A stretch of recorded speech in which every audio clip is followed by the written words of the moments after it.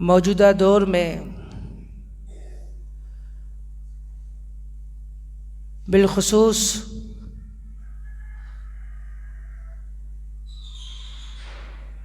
ملک پاکستان کے باشندوں کی میں بات کر رہا ہوں، ان میں سے ہر ایک کی یہ خواہش ہے کہ حالات تبدیل ہونے چاہیے۔ جس قدر مہنگائی نے عوام کو ستایا ہے، تنگ کیا ہے، پریشان کیا ہے، لوگوں کی کمر توڑ رکھی ہے،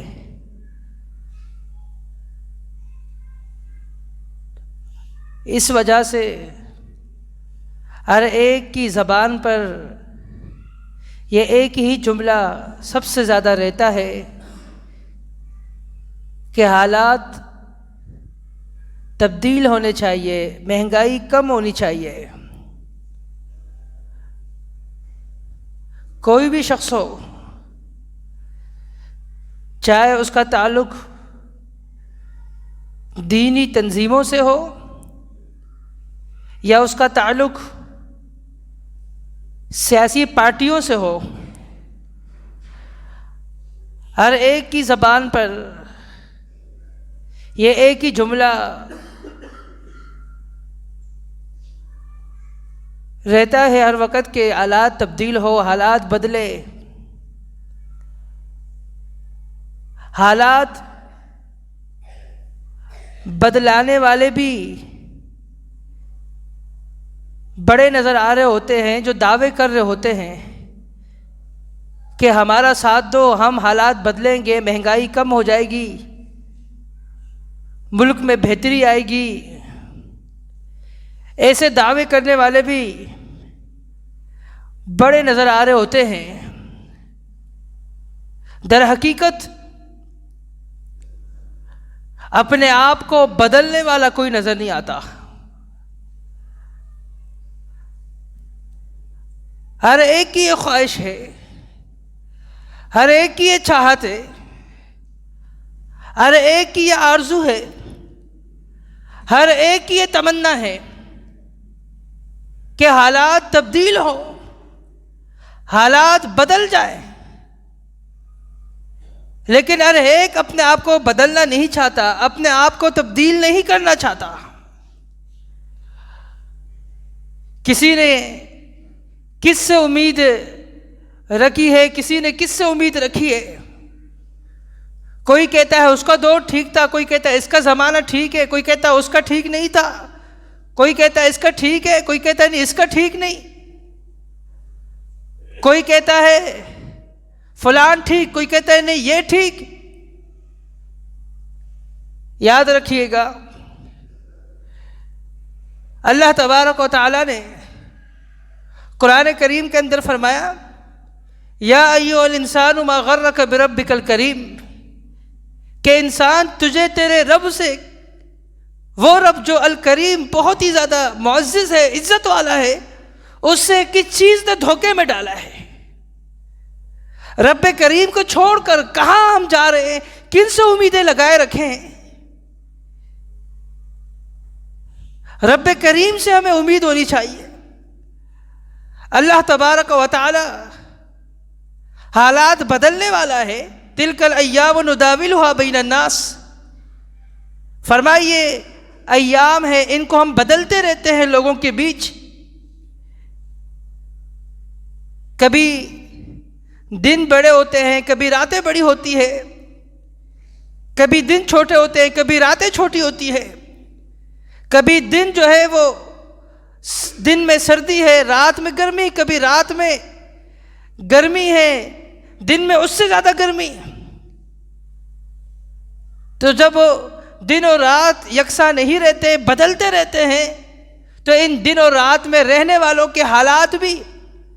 بدلتے رہتے ہیں۔ ان کو بدلانے والا اللہ تبارک و تعالیٰ کی ذات ہے۔ کتنی بڑی ہم غلطی کرتے ہیں کہ ہم زمانے کو برا بھلا کہتے ہیں۔ حدیث قدسی ہے، رسول اللہ صلی اللہ علیہ وسلم نے فرمایا، کہ اللہ تبارک و تعالیٰ فرماتا ہے کہ ابن آدم مجھے برا بلا کہتا ہے، مجھے گالی دیتا ہے، اور اس کا گالی دینا مجھے یہ ہے کہ وہ یہ کہتا ہے یسب الدہر، کہ وہ زمانے کو برا بلا کہتا ہے، زمانے کو گالیاں دے رہا ہوتا ہے۔ وَأَنَا الدَّهْرُ، اور میں خود زمانہ ہوں۔ وَأَنَا الدَّهْرُ، میں زمانہ ہوں۔ کیا معنی ہے اس کا؟ اس کا معنی یہ ہے کہ زمانے کا تصرف میرے ہاتھ میں ہے، میری قدرت میں ہے۔ وَأَنَا الدَّهْرُ أُقَلِّبُ اللَّيْلَ وَالنَّهَارَ، فرمایا میں دن اور رات کو تبدیل کرتا ہوں، حالات بدلنے والا میں ہوں۔ دن اور رات کو میں بدلتا ہوں، حالات بھی میں بدلتا ہوں۔ اور میں حالات کب بدلوں گا؟ میرا اصول کیا ہے، میری ترتیب کیا ہے؟ فرمایا ان اللہ لا یغیر بقوم حتی یغیروا ما بانفسہم، اللہ تبارک و تعالی کسی قوم کو اس وقت نہیں بدلے گا جب تک قوم اپنے آپ کو بدلنے کی کوشش نہ کرے۔ حالات بدلانے کے لیے ہم میں سے ہر ایک تیار ہے، حالات تبدیل ہو ہم میں سے ہر ایک کی یہ خواہش ہے، لیکن اپنے آپ کو جب تک ہم بدلائیں گے نہیں، تبدیل نہ کریں گے، تو اللہ تبارک و تعالیٰ کا قانون نہیں، اللہ تبارک و تعالیٰ کا اصول نہیں۔ اللہ تبارک و تعالیٰ نے فرمایا کہ اللہ تعالیٰ اس قوم کو کبھی نہیں بدلے گا جب تک وہ اپنے آپ کو خود نہ بدلے۔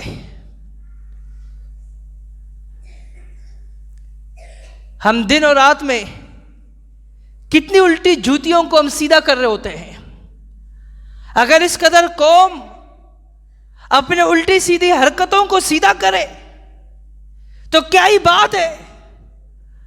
جوتی کسی کی الٹی ہو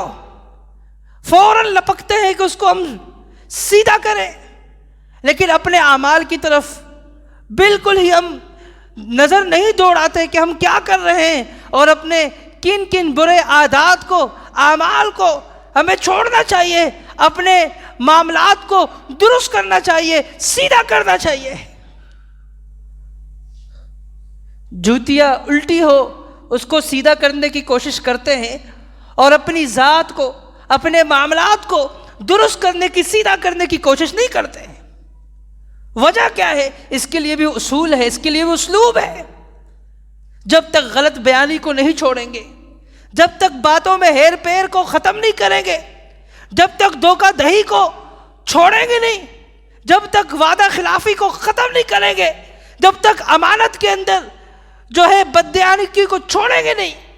جب تک ہم امین نہیں بنیں گے، اس وقت تک ہمارے معاملات درست نہیں ہو سکتے۔ فرمایا یا ایھا الذین آمنوا اتقوا اللہ وقولوا قولا سدیدا، ایمان والو سیدھی بات کرو، درست بات کرو۔ یہ دھوکہ دہی اور یہ باتوں کے اندر ہیر پیر اور یہ جھوٹ، یہ فراد، یہ دھوکہ، فرمایا ان تمام چیزوں کو چھوڑ دو۔ قولوا قولا سدیدا، درست بات کہو، سیدھی بات کرو، کھری بات کرو۔ فرمایا اس کا فائدہ کیا ہوگا؟ یصلح لکم اعمالکم، رب ذوالجلال تمہارے سارے معاملات کو جو آڑے ٹیڑے ہیں، جو الٹے ہیں، ان سب کو سیدھا کر دے گا۔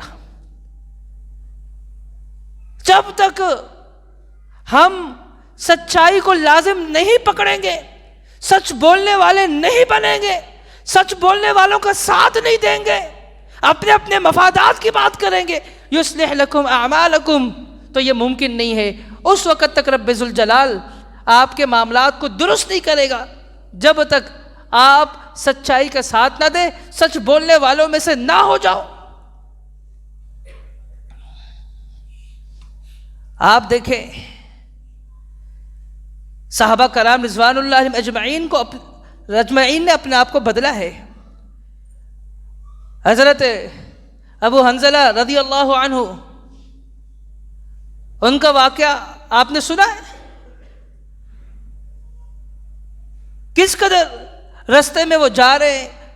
اور اپنے آپ کو کہے نافق حنظلہ، نافق حنظلہ۔ حضرت حنظلہ رضی اللہ تعالی عنہ اپنے آپ کو کہہ رہے کہ میں تو منافق ہو گیا، میں تو منافق ہو گیا۔ سیدنا ابو بکر صدیق رضی اللہ تعالی عنہ کی رستے میں ملاقات ہوتی ہے، کہتے ہیں کیا وجہ ہے؟ وجہ بتاتے ہیں، کہتے ہیں یہ مسئلہ تو ہمارے ساتھ بھی ہے، تو چلے اللہ کے نبی صلی اللہ علیہ وسلم کے سامنے اس مسئلے کو رکھتے، نبی کریم صلی اللہ علیہ وسلم کے سامنے پیش ہوتے ہیں، آپ وجہ پوچھتے ہیں، آپ کو بتایا جاتا ہے وجہ یہ ہے کہ یا رسول اللہ جب آپ کی مجلس میں ہوتے تو ہمارے ایمان کا لیول کچھ اور ہوتا ہے، ہمارے تقوی کا معیار کچھ اور ہوتا ہے، لیکن جب ہم گھر چلے جاتے ہیں، بیوی بچوں میں مصروف ہوتے ہیں، ان کے معاملات میں ہوتے ہیں، یقیناً پھر ہمارے ایمان کا، ہمارے تقوی کا وہ معیار ہی نہیں رہتا، فرق آتا ہے کہ اس لیے میں یہ سمجھتا ہوں کہ نافق حنظلہ تو منافق ہو گیا ہے، اپنے آپ کو کہہ رہا ہے حنظلہ رضی اللہ عنہ۔ نبی کریم صلی اللہ علیہ وسلم نے فرمایا کہ جس طرح تمہاری ایمان کی، تمہاری تقوی کی کیفیت میرے سامنے ہوتی ہے، میری مجلس میں ہوتی ہے، میری موجودگی میں ہوتی ہے، اور اگر یہی تمہاری تقوی کا معیار اور کیفیت تمہارے گھروں کے اندر ہو تو فرمایا لصافحتکم الملائکۃ علی فرشکم وعلی بیوتکم، تو فرشتے تمہارے بستروں میں داخل ہو کر، تمہارے بستروں میں گھس کر وہ تم سے مصافحہ کریں، تمہارے گھروں میں آ کر تم سے مصافحہ کریں گے۔ کیا مطلب ہے اس کا؟ مطلب یہ ہے کہ انسان ہے، انسان کے ساتھ یہ چیزیں ہوتی ہیں، کبھی کچھ اور کبھی کچھ اور، ایمان کا معیار اوپر نیچے ہوتا ہے، تقوی کا معیار اوپر نیچے ہوتا ہے۔ صحابہ کرام رضوان اللہ اجمعین اپنے کو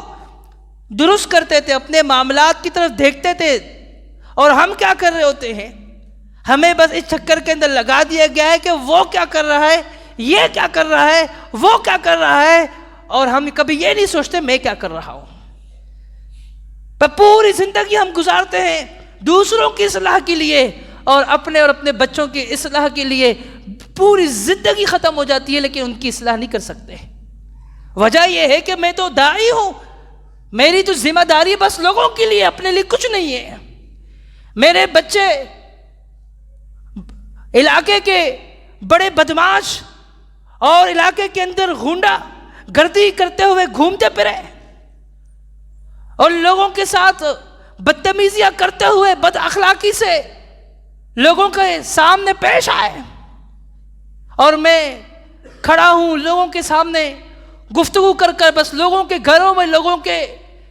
پاس جا کر، لوگوں کی مجلسوں میں، لوگوں کے پاس، ان کے مساجد میں جا کر بس انہی کی اصلاح کے چکر میں۔ ٹھیک ہے ان کی اصلاح، لیکن پہلے اپنی بھی تو اصلاح کرنی چاہیے۔ ہم اپنی اصلاح نہیں کرتے، اور اگر ہم اپنی اصلاح کی بات کرتے ہیں وہ خطیب لوگوں کو اچھا ہی نہیں لگتا جو اپنے اصلاح کی بات کرے۔ خطیب ہمیشہ وہی اچھا لگتا ہے جو دوسروں کی ٹانگوں کو کھینچنے میں مصروف ہو، کہا ہے کتنا مزہ آیا، زبردست جمعہ پڑھایا، آج تو فلان طبقے کے فلان جو ہے فرقے کی کچھائی کر دی۔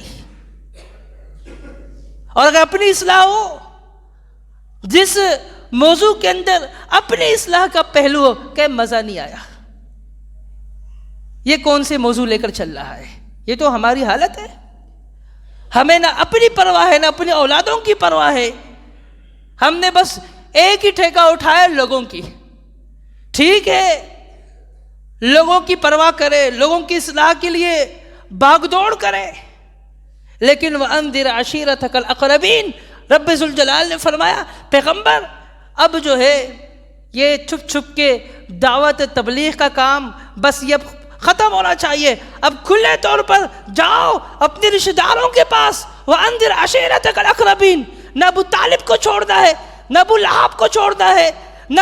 عباس کو چھوڑنا ہے، کسی کو نہیں چھوڑنا، سب جتنے بھی قریبی رشتہ دار ہیں ہر ایک کے پاس جاؤ، اور وہاں وَأَنذِرْ عَشِيرَتَكَ الْأَقْرَبِينَ، آپ کی چاہے بیٹی ہو، آپ کے چاہے چچا زاد بھائی ہو، آپ کے چچا ہو، جتنے بھی قریبی آپ کو نظر آتے ہیں ان سب کو جاؤ دعوت دو۔ اور ہم آپس میں جو قریبی ہیں ان کے ساتھ تو اس طرح ہوتے ہیں، محافلیں ہو رہی ہوتی ہے، ان کے ساتھ بیٹھ کر شادیوں میں ناچ گانے ہو رہے ہوتے ہیں۔ اصلاح اپنوں کے لیے نہیں ہے، میرے لیے نہیں ہے، میرے بچوں کے لیے نہیں ہے، باہر والوں کے لیے ہے۔ تو یہی نتیجہ نکلے گا کہ میری دعوت سے باہر والے مستفید ہوں اور چراغ تلے اندھیرا ہمیشہ رہے گا۔ یاد رکھیے گا، ان اللہ لا یغیر بقوم حتی یغیروا ما بانفسہم، جب تک اپنے آپ کو نہیں بدلیں گے اللہ تعالیٰ حالات بھی نہیں بدلے گا۔ اور جہاں ڈاکٹرز کو صرف دکھانے کے لیے ہزاروں روپے لگ رہے ہو، اور وہ ڈاکٹر جس نے مختلف کمپنیوں سے تعلق جوڑا ہوا ہے، جسے ٹکٹ بھی ملتی ہے اور جسے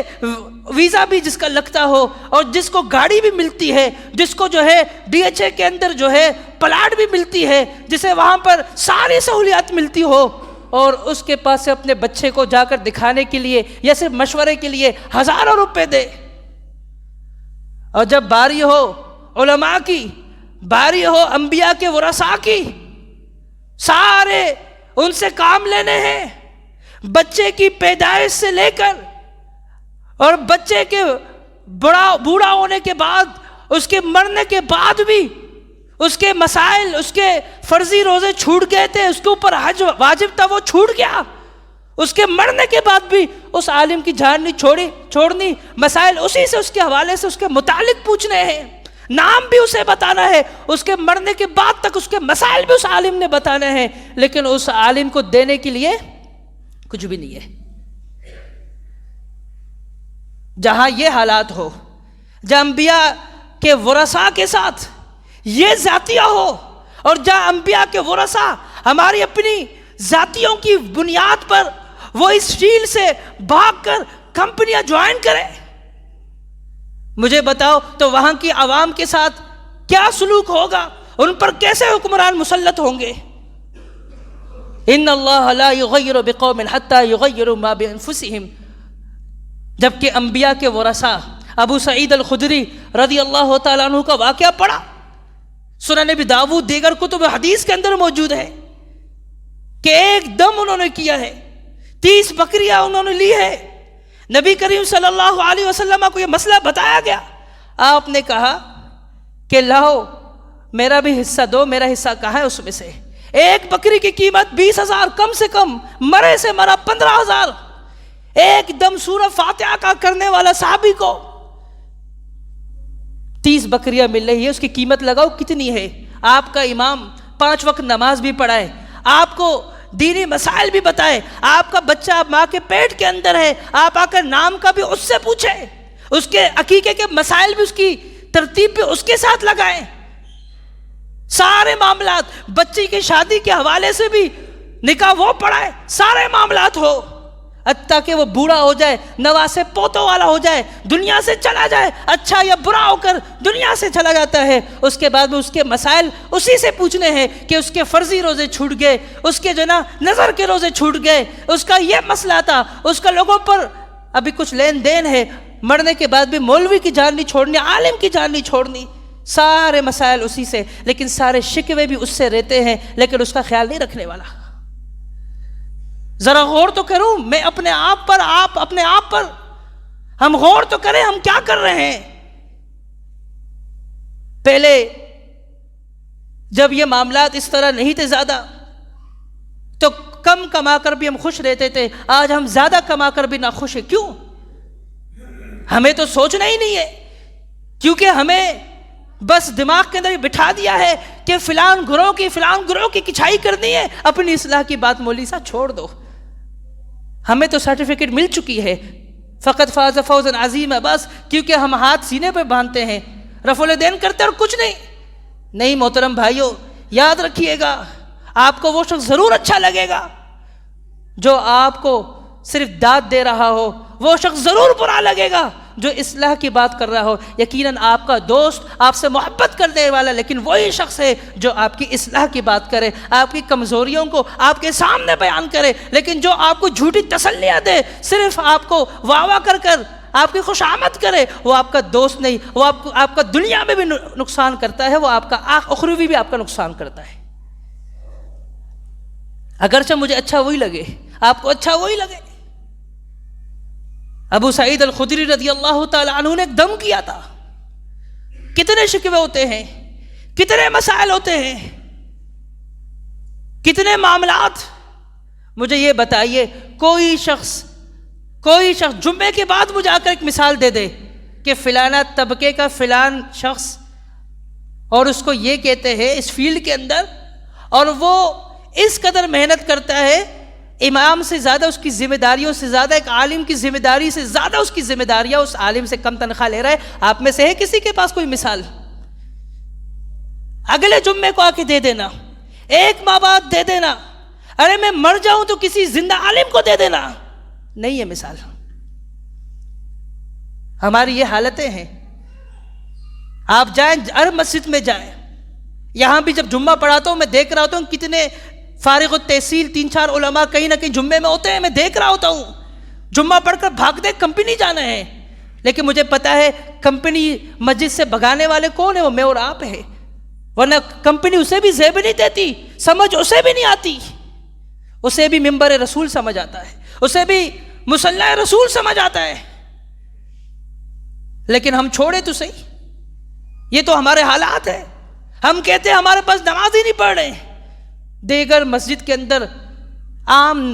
جو ہے عصر کی نماز، عشاء کی نماز کے اندر، مغرب کی نماز میں قطاریں ہوتی ہیں، نماز ختم ہونے کے بعد ہمارے پاس جمعے میں لوگ نہیں ہیں۔ ان کا امام آتا ہے اور وہیں بوڑھا ہوتا ہے، مرتا ہے، وہیں سے اس کا جنازہ نکلتا ہے، بیٹا اس کا ہوتا ہے، وہ امام بنتا ہے۔ ہمارے ہاں تو سازشیں ہو رہی ہوتی ہیں، ہم کہتے ہیں 2 سال اس کو ہو گئے، تیسرے سال چھوڑیں گے، تنخواہ بڑھانے کی بات کرے گا، نکالو اس کو۔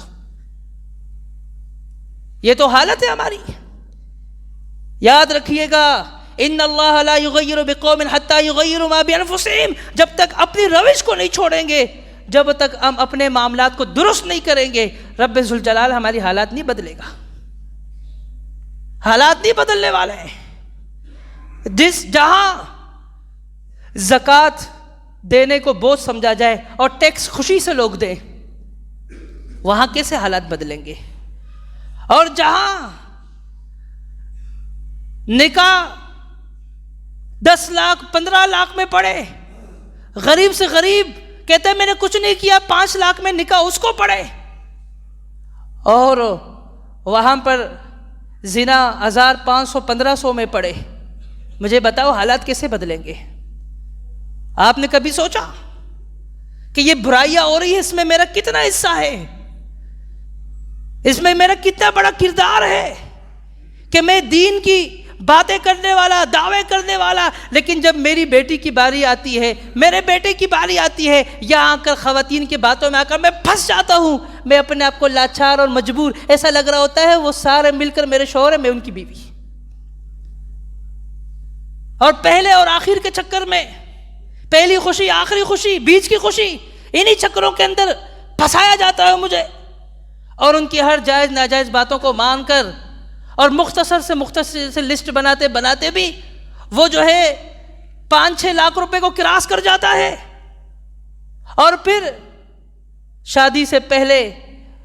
6 مہینے قرضے لینا شروع، اور شادی کے بعد 10 سال تک قرضے دینا بند نہیں ہوتے، ختم نہیں ہوتے۔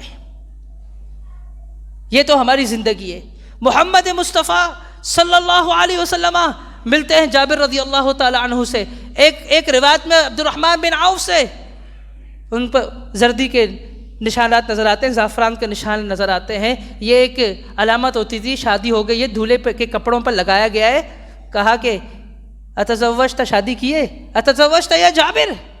شادی ہوئی ہے؟ کہا ہاں۔ اسی طرح عبد الرحمن بن عوف کو دیکھا، کہا کیا آپ نے شادی کی ہے؟ کہا ہاں۔ کہا نکاح ولیمہ کیا؟ کہا نہیں۔ کہا اولم ولو بشات، جا ولیمہ کر، اگرچہ ایک بکری کیوں نہ ہو، ولیمہ کر، ولیمہ کرنے کا حکم دیا۔ آپ سوچ سکتے ہیں کہ آپ کے اس علاقے کے اندر بہت بڑی شادی کی تقریب ہو، اور آپ کے علاقے کا کونسل جس سے آپ کو بڑی محبت ہو، اس کو آپ نہ بلائیں؟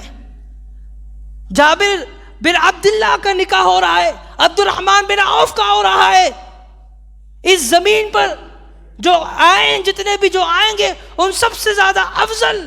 محمد مصطفیٰ صلی اللہ علیہ وسلم موجود ہے، آپ کو بلایا نہیں گیا، اور آپ گلہ بھی نہیں کر رہے۔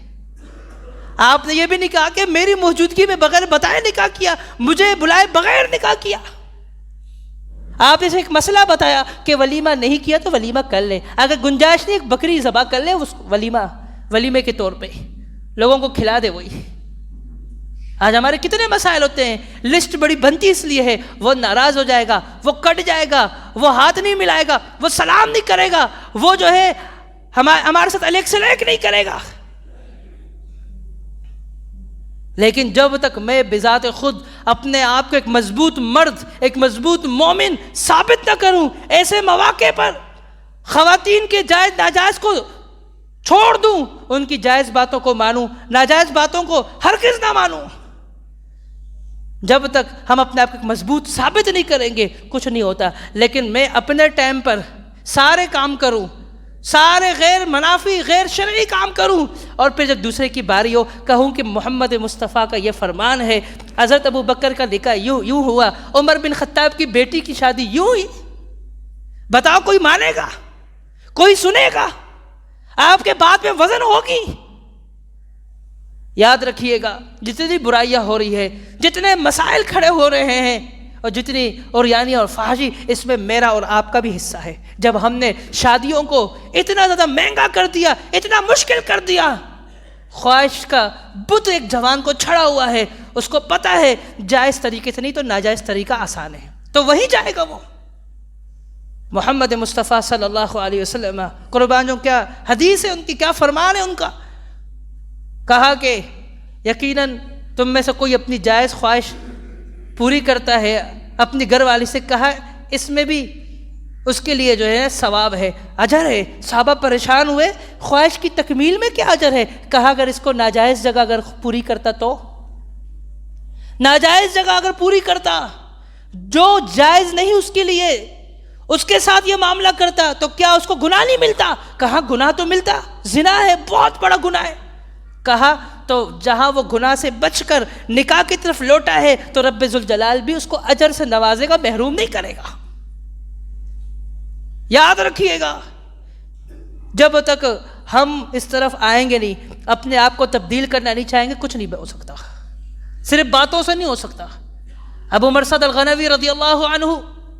جاہلیت کے اندر عناق نامی خاتون کے ساتھ تعلقات، ناجائز تعلقات تھے، اسلام قبول کرتا ہے، مسلمان ہوتا ہے، مکہ کے اندر آیا ہے، لمبا قد ہے، اور اپنی اس قد کا فائدہ اٹھا کر صحابہ کو اپنے کندھوں پر اٹھا کر لمبی دیواریں پلانگنے میں ان کی مدد کرتا ہے۔ عناق نامی خاتون ملتی ہے اور وہ کیا کہتی ہے ابو مرثد مرحبا، تمہیں خوش آمدید ہو، آؤ رات گزارو۔ کہا عناق تم یہ کیا کہہ رہی ہو؟ تم نہیں جانتی رب ذوالجلال نے ان اللہ حرم الزنا، زنا کو حرام کر دیا، میں مسلمان ہو چکا، میں نہیں کر سکتا یہ۔ کہا شور مچاؤں گی؟ کہا مچا لے شور۔ شور مچاتی ہے، بھاگتا ہے، اور بھاگتے بھاگتے ایک غار کے اندر پناہ لیتا ہے، اور لوگ اس عناق خاتون کی آواز سے اس کے پیچھے بھاگتے ہیں، اور وہ جا کر اس پہاڑ پر کھڑے ہو جاتے ہیں، غار کے سر پر کھڑے ہوتے ہیں، ان کو پیشاب آتا ہے، پیشاب بھی کرتے ہیں، اور یہ صحابی کہتا ہے ان کے پیشاب کے جو قطرے ہیں میرے سر پر پڑے ہوتے ہیں، وہ میرے سر کے اوپر کھڑے ہو رہے ہوتے ہیں، ان کو پتہ نہیں ہوتا نیچے میں ہوں۔ اپنا ایمان بچاتا ہے، بھاگ نکلتا ہے وہاں سے، محمد مصطفیٰ کو جب یہ مسئلہ بتاتا ہے تو اللہ تبارک و تعالیٰ قرآن کریم کی آیت نازل کرتا ہے، وَلَا تَنْكِحُوا الْمُشْرِكَاتِ حَتَّى يُؤْمِنْ۔ ابو مرثد الغنوی ٹھیک ہے تمہارے تعلقات دور جاہلیت میں تھے، لیکن اب تم ان سے نکاح نہیں کر سکتے جب تک وہ مومن نہ ہو، جب تک وہ ایمان نہ لے آئے، جب تک عناق کلمہ نہیں پڑھتی، آپ اس سے جو ہے نکاح بھی نہیں کر سکتے، جائز تعلقات بھی آپ اس کے ساتھ قائم نہیں رکھ سکتے۔ ابو مرثد الغنوی رضی اللہ تعالی عنہ کو دیکھیں آپ، مسلمان ہوئے، اپنے کو تبدیل کیا۔ اسی طرح اور بہت سارے واقعات ہیں۔ سمامہ بن اسال کو کتنی دیر ہوئی تھی اسلام قبول کرتے ہوئے؟ 3 دن مسجد نبوی میں باندھا گیا ستون سے۔ اللہ کے نبی صلی اللہ علیہ وسلم نے فرمایا اطلقوا اسامہ، چھوڑ دو اس کو، نہیں لانا چاہتا اسلام، لا اکراہ فی الدین، کوئی زبردستی نہیں، چھوڑ دو اس کو۔ کافی سمجھائے، اس کو سمجھ نہیں آ رہی، اور جاتا ہے، رستے میں یاد آتا ہے کہ محمد مصطفیٰ کا اخلاق کیسا تھا، میں کتنی بدتمیزی سے پیش آیا، اور آپ کتنے اچھے نرم انداز سے مجھ سے پیش آتے رہے، آخر کیا ہے آپ خود ہی اپنے دل کے اندر اپنے محمد مصطفیٰ کے اس کے صحابہ کے کردار سے آپ مطمئن ہو کر، متاثر ہو کر آتے ہیں، غسل کرتے ہیں، مسلمان ہوتے ہیں، کلمہ پڑھتے ہیں، اور کلمہ پڑھ کر کیا کہتے ہیں؟ 3 جملے کہتے ہیں۔ پہلا جملہ، محمد مصطفیٰ آپ کے چہرے سے پہلے یعنی اسلام قبول کرنے سے پہلے اگر کوئی چہرہ میرے نزدیک قابل نفرت تھی تو وہ آپ کا چہرہ، لیکن اسلام قبول کرنے کے بعد اگر اس زمین پر کوئی بھی ایسا چہرہ جو سب سے زیادہ محبوب ہو تو وہ محمد مصطفیٰ آپ کا چہرہ ہے۔ کہا اسلام قبول کرنے سے پہلے اگر کوئی دین میرے نزدیک قابل نفرت تھی تو وہ دین اسلام قبول کرنے کے بعد دل کی کھایا ایسی پلٹی ہے کہ دل کے اندر رب ذوالجلال نے اگر کسی دین کی سب سے زیادہ محبت رکھی وہ دین اسلام۔ کہا اسلام قبول کرنے سے پہلے سب سے زیادہ جس شہر سے مجھے نفرت تھی وہ شہر مدینہ، اسلام قبول کرنے کے بعد سب سے زیادہ اگر کسی شہر سے مجھے محبت ہے وہ شہر مدینہ سے۔ پھر چھوٹی ایک بات اور کہی، یہ 3 باتیں ہو گئی۔ کہا یا رسول اللہ میں اب کاروبار کا میرا سلسلہ ہے اور میں اپنے قوم کے پاس جا رہا ہوں، اور جب وہاں قوم کے پاس گیا اور قوم ان کا استقبال کر رہی ہے کہ یہ تو بڑا ایک تاجر ہے، اس کا گندم کا کاروبار ہے اور اتنا بڑا اس کا کاروبار جو ہمارے ساتھ یہ کرتا ہے، وہ اس کے استقبال کے لیے آ رہے ہیں، وہیں سے ان کو اعلان کرتے ہوئے کہتا ہے سنو اسلام قبول کر چکا ہوں، اپنے مفادات کی بات نہیں کروں گا، جہاں میرا فائدہ ہے میں اس کی بات نہیں کروں گا، تمہارے ساتھ کاروبار کا مسئلہ تھا کرتا رہا ہوں کافی سالوں سے، ابھی سنو مسلمان ہو چکا ہوں، محمد مصطفیٰ صلی اللہ علیہ وسلم سے پوچھوں گا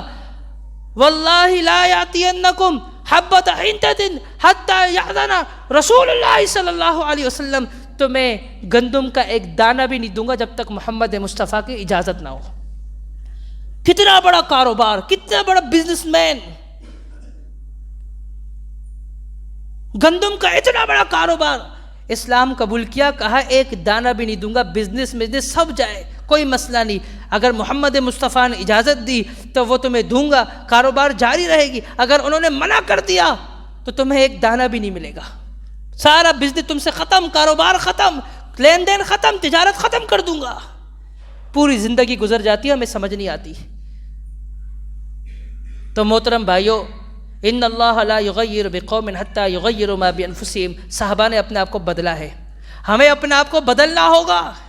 ہمیں زکوٰۃ خوشی سے دینی پڑے گی، ہمیں علماء کی عزت کرنی پڑے گی،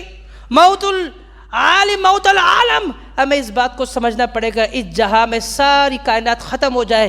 ایک طرف، لیکن ایک عالم دین کی اگر تبھی موت ہو جائے وہ بھاری ہے، کیونکہ موت العالم موت العالم، ایک عالم کی موت پورے جہان کی موت پھر بھی برابر نہیں۔ ہمیں اس بات کو سمجھنا پڑے گا، ان کی عزت ان کے مقام کو ہمیں دیکھنا پڑے گا، ہم ان کو ڈرائیور نہ سمجھے، جس طرح ڈرائیور گاڑی اسپیڈ چلائے تب بھی سناتے ہیں، سلو چلائے جلدی جانے والے سناتے ہیں، بیچ میں اگر وہ گاڑی چلا رہا ہو تب بھی جن کو جلدی ہوتی ہے وہ الٹی سیدھی باتیں کر رہے ہوتے ہیں۔ ہم ڈرائیور نہ سمجھے، نماز جلدی پڑھائے تب بھی ہماری باتیں، سلو پڑھائے تب بھی ہماری باتیں، درمیانی پڑھائے تو کوئی یہ کہے کہ آپ کو نہیں پتہ اللہ کے نبی تو عشاء کی نماز میں فلانا سورت پڑھتے تھے، ہم ڈرائیور نہ سمجھے۔ اور اسی طریقے سے ہم ان شادی بیاہ، ان تجارت، ان تمام معاملات کے اندر ہمیں نبی کریم صلی اللہ علیہ وسلم کو اسوہ حسنہ بنانا پڑے گا۔ اگر ہم اپنے آپ کو بدلیں گے تو حالات بدلیں گے، ورنہ حالات نہیں بدلنے والے۔ ان اللہ لا یغیر بقوم حتی یغیروا ما بانفسہم، رب ذوالجلال نے فرمایا اللہ تعالیٰ کسی قوم کے حالات نہیں بدلتا جب تک وہ خود نہ بدلے۔ وقولوا لہذا استغفر اللہ لی ولکم وآخر دعوان الحمد للہ رب العالمین۔